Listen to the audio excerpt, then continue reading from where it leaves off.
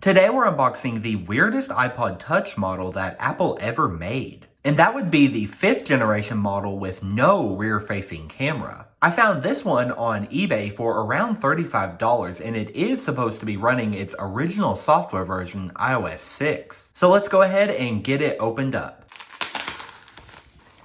And there we go, this iPod actually includes its original box. I always thought this clear plastic box design for these was so cool, as it kind of appears that the device is floating in it. This one specifically is super scratched up. So I'll go ahead and flip open the box. And now we can grab the tray that the iPod is sitting on. And just at first glance, it looks to be in really good condition. I don't see many scratches on the display. And we can kind of give this tray a bend to release the iPod. And here on the back panel, you can see what makes this iPod so different. And of course, that's the lack of any rear-facing camera. And in the box here, it is sadly empty, so we didn't receive any of the original accessories. Let's get this iPod powered up and see if it's actually running iOS 6. And yes, right away we are met with the iOS 6 Apple logo, as it has that reflection mark across it that was removed in iOS 7. And awesome, the device boots right into the iOS 6 slide to unlock screen. So we'll go ahead and do that now.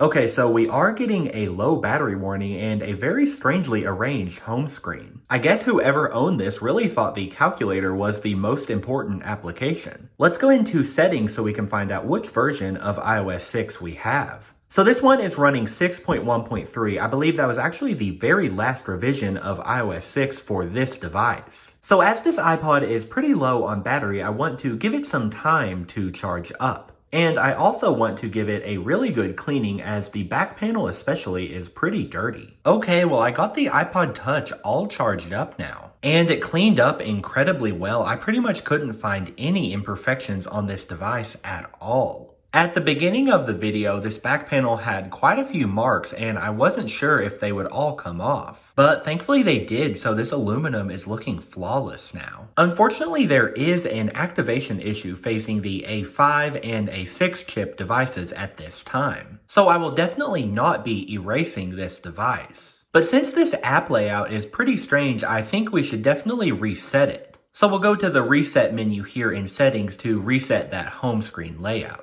And there we go, that original iOS 6 app layout looks incredible. So now let's take a second to talk about how the weirdest iPod Touch model ever came to be. And the story actually begins before this specific model was released. So although this is considered to be a 5th generation model, it was not released until May of 2013. While the original 5th generation model here was released back in September of 2012. So this came out alongside the iPhone 5 and it was a pretty radical redesign for the iPod Touch. The previous 4th generation model released back in 2010 looked like this. So the 5th generation here was made from aluminum, while every previous iPod Touch was made from stainless steel. And because it was made from aluminum, the 5th generation came in some really fun colors. There were 6 to choose from, so pink, blue, yellow, silver, and slate. Product Red was also available as an Apple retail store and online exclusive. Also regarding the colors, slate would go on to be replaced with space gray in September 2013, while all the other colors remained the same. The 5th generation also brought a larger display, so it was now 4 inches just like the iPhone 5, whereas every previous iPod Touch had a 3.5 inch display. But one of the biggest downfalls of this 5th generation iPod Touch was its price. At launch, it was only offered in the higher-end 32 or 64 gigabyte configurations, and they were priced at $299 or $399 respectively. That pricing and storage strategy was pretty similar to what they did with the 3rd generation Touch. But it was very different from the 4th generation, which launched with an 8 gigabyte model at $229.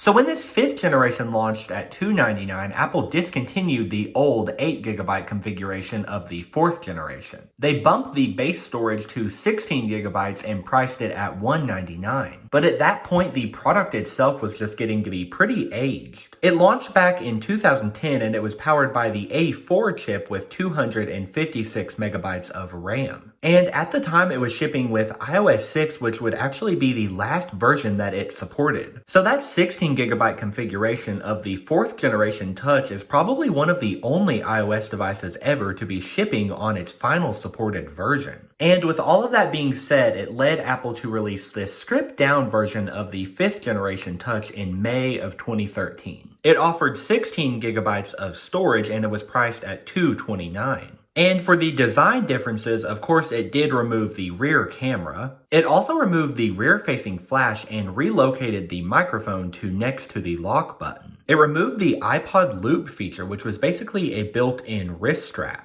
This was a pretty niche one-off feature that Apple would end up removing from the lineup entirely with the 6th generation in 2015. Also, for some more design changes, the Apple and iPod logo were no longer polished. Instead, they just had this non-reflective black appearance. And the buttons for this base model 5th generation were now made from black plastic, whereas every other 5th generation had color-matched aluminum buttons. And speaking of colors here, the base 5th generation was only offered with this silver and black look. Surprisingly though, Apple did not remove the diamond chamfered edge detail. But that was pretty much all the compromises that this base model 5th generation Touch had. So definitely out of all of those, the lack of a rear-facing camera is the most striking difference. You had everything else here that made the 5th generation iPod Touch so appealing. The most notable being the same 4-inch display as the iPhone 5. And bringing in one of those here, you can see that these panels were of the exact same quality. And I'm tilting them to an off-axis angle here to show you that the colors stay relatively stable. That was not at all the case with the 4th generation iPod Touch. While this model did technically have a 3.5-inch Retina display, it was not nearly as good of quality as what you would find in the iPhone 4 or 4S at the time. So especially with higher brightness here, you can see that the colors shift really badly at off-axis angles. And also the half-inch size increase was more substantial than you would think. It gave you an extra row of applications on your home screen, and it was so much better for viewing widescreen content. Unfortunately though, this iPod did not have the same processor as the iPhone 5. It was one generation behind, being powered by the A5 from the iPhone 4S. It included 512 megabytes of RAM, and this 5th generation definitely performed well on iOS 6 and 7. But much like its other A5 counterparts, it began to struggle with iOS 8 and especially with iOS 9. So it didn't age too gracefully. I think it's a shame that this model did not receive the A6 chip with 1GB of RAM like the iPhone 5 did. But the A5 processor did bring Siri to the iPod Touch for the first time ever. So we'll take a look at that now. Tell me a joke. They say you will never go hungry at the beach because of the sandwiches everywhere.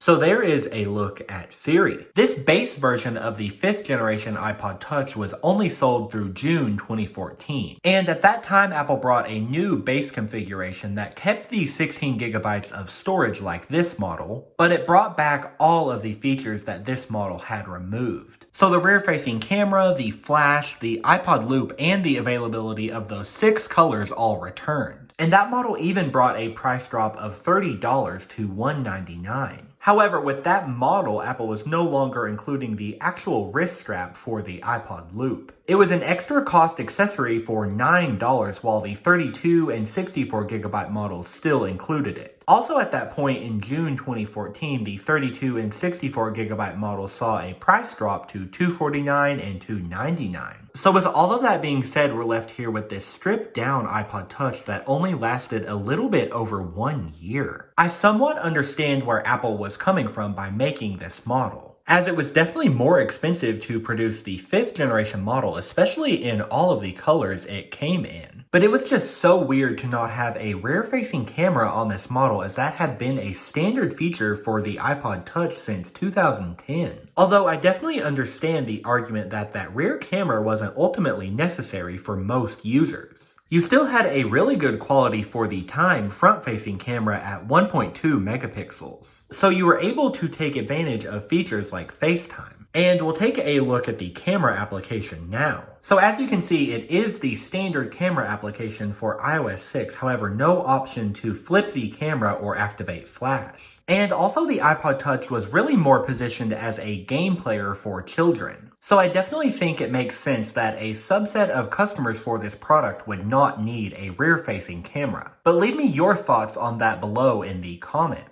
And now we'll take a second to talk about iOS 6 on this device specifically. And this version is most known for being the last skeuomorphic version of iOS before iOS 7 completely shifted to the flat and modern design. So it definitely has a cult following for being the last version with this Steve Jobs era of software design. Here's a look at how iOS 6 compares to iOS 7, so just two total different design philosophies going on between these two versions. Throughout iOS 6, there's a lot of design that resembles real-life objects like this notification center with a linen-style background. And I think one of the biggest examples of that is the voice memos application here. So this resembles a physical microphone. And there's just so many other nostalgic design cues in this version. iOS 6 was not a very big change compared to iOS 5. You did have a new passbook application, which I've always thought the design of these little cards here reminds me more of iOS 7.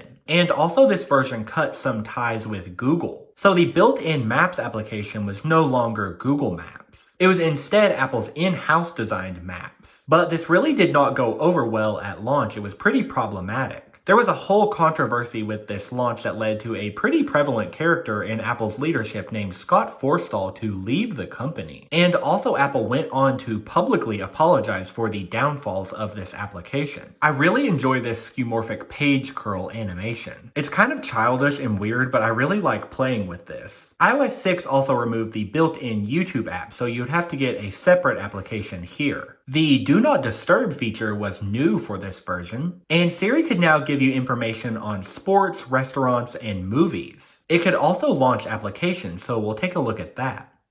Launch clock. So I just thought of a really pressing question I have for you guys to answer in the comments. One of the biggest improvements for iOS 7 was the addition of this control center, and this brought the built-in flashlight functionality. But as this 5th generation model does not have a camera or flash, I'm wondering what is in place of this flashlight option in the control center if this device were updated to iOS 7, 8, or 9. So if you have one of these that's been updated, please check that and leave me a comment below. I was able to sync these nostalgic apps and games to this device from an older version of iTunes that supports app syncing. I really like taking a look at the social media applications on here, although they will not allow you to sign in anymore, of course. And we've got some classic games here like Temple Run as well as Paper Toss. That was one of my favorites. That one's interesting to take a look at because it's actually not optimized for the 4-inch display of this device. So you'll see some black bars of empty space on the top and bottom. And I was able to sync approximately 1,000 songs from my iTunes library to this device. One of my favorite features of this old music application is cover flow. So by turning the device to landscape orientation, you can quickly swipe through all of your albums. And once you find one you like, just simply click it to reveal the songs inside. So pairing this device with a set of earpods is one of my favorite things to do and use it as a retro music player. Also, as one last point about this model, I feel like it has a really bad reputation for having poor battery life. I can't really speak on that personally as I actually never owned one of these back in the day. But this is my 4th model running iOS 6. I have a slate model here as well as silver and blue. And with all of those, the batteries actually perform pretty well. But I think that is to be expected as iOS 6 is a lighter operating system. So potentially a lot of the bad battery life comes with iOS 7 and later. So that pretty much concludes my look at the weirdest iPod Touch ever made, the 5th generation with no rear-facing camera. And I just wanted to be clear, I'm not trying to be mean or talk down to this device by calling it weird. I actually think it's really cool and neat to have, but it's just so unusual that it didn't have a rear-facing camera, especially because the prior model did. So leave me a comment below with your thoughts, and be sure to get subscribed for more iOS devices running their original versions. Thank you so much for watching, and I'll see you guys in the next one.